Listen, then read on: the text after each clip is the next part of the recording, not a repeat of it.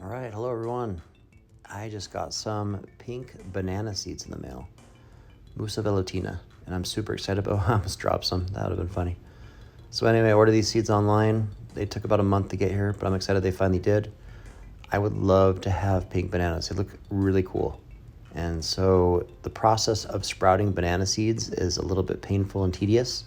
So I'm going to walk you through the process so I can show you how you can make them sprout way faster. Basically, the thing is these are supposed to go through the digestive system of an animal. And if they do so, the digestive system of an animal, the enzymes in the intestines and things will break through a lot of this seed code and speed up this process. And if you don't feel like doing that, here's a much quicker way to speed up the process.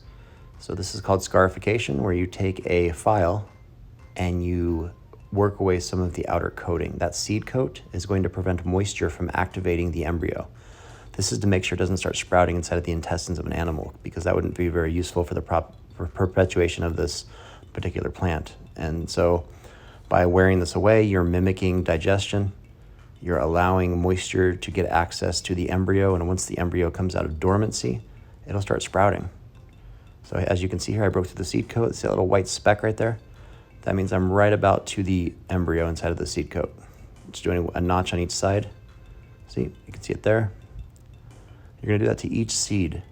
You could probably do this with a pocket knife. I've tried it with a pocket knife and it just doesn't work very well. So I prefer a file.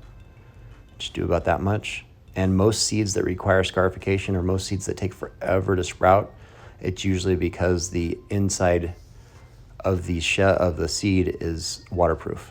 And this is to prevent the seed from sprouting prematurely. You want that seed to sprout once it's ready to sprout, like in a situation where it's, on the ground after an animal's pooped it out or whatever. All right, so this is what they look like. I've scarified each side, revealed a little bit of that white you can see. And they're just about ready to activate, to bring out of dormancy. I have a seed sprouter I'm gonna show you.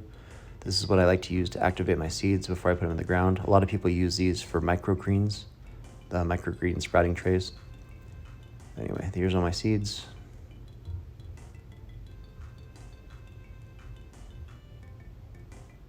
And I got 10 of them in the mail. I'll put the link in the description for this and for my seed sprouting tray. Oh, and I have a new website too. It's gardening.eviclaire.com, which is a subdomain on my stepdaughter's website.